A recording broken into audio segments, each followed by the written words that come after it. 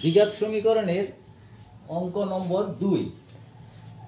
প্রশ্ন হচ্ছে ax square plus bx plus c equal to 0 সমীকরণে b cube plus a square c plus ac square equal to 3abc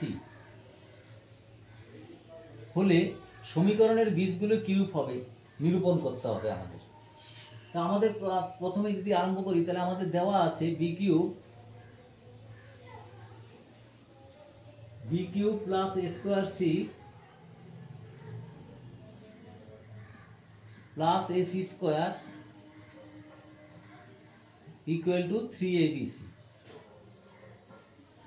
তা আমরা ধরি বীজদ্বয় ধরতে পারি, আমরা ধরি বীজদ্বয়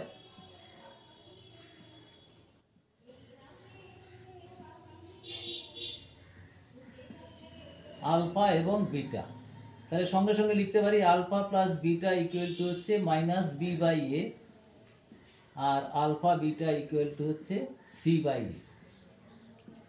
তা আমরা এখানে এই সমীকরণ থেকে আমরা প্রথমে এটাকে এ কিউব দিয়ে প্রত্যেককে ভাগ করব, মানে হচ্ছে B cube by A cube plus A square C by A cube plus A C square by A cube equal to 3abc by A cube. তো এখানে দেখো এটাকে আমরা লিখতে পারি B by A whole cube plus একটা C থাকবে C by A plus এখানে এ কেটে যাবে C square by A square, মানে হচ্ছে C by A whole cube equal to 3, একটা এ কেটে যাবে b by a into c by a, এই রইল। এবার দেখো বি বাই এ কিউব মানে হচ্ছে এখানে তাহলে মাইনাস আমরা লিখতে পারি alpha plus beta whole cube plus c by a মানে হচ্ছে আলফা বিটা, আর এটা স্কোয়ার হবে, কিউব না স্কোয়ার, একটা এ কেটে যাবে C square by A square, তাহলে এটা হবে সি বাই এ মানে হচ্ছে alpha beta alpha square beta square minus 3 b by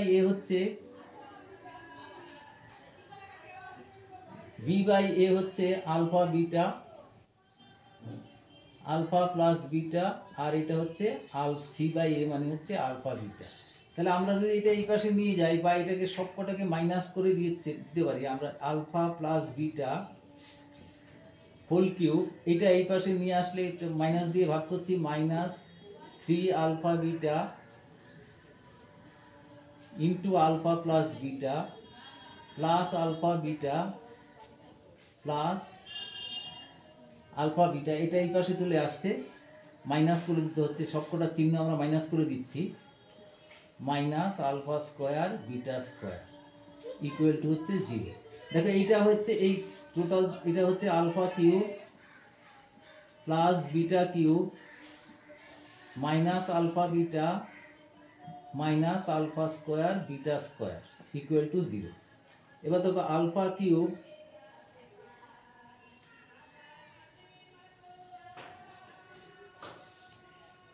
minus এটা পাশাপাশি রাখছি alpha square beta square minus alpha beta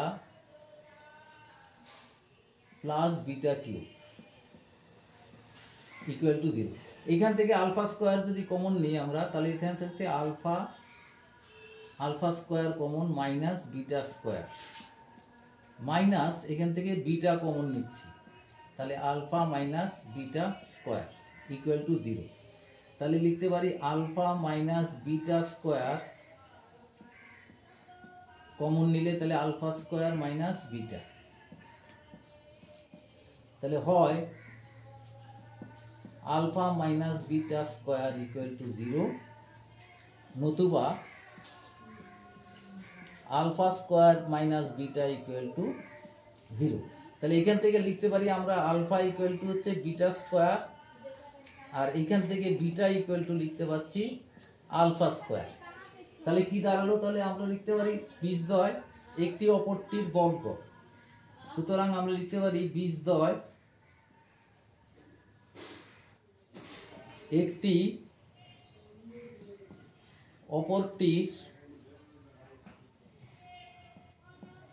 অপরটির বর্গ, এইটাই হচ্ছে সম্পর্ক, একটি অপরটির বর্গ, আলফা বিটার মধ্যে সম্পর্ক।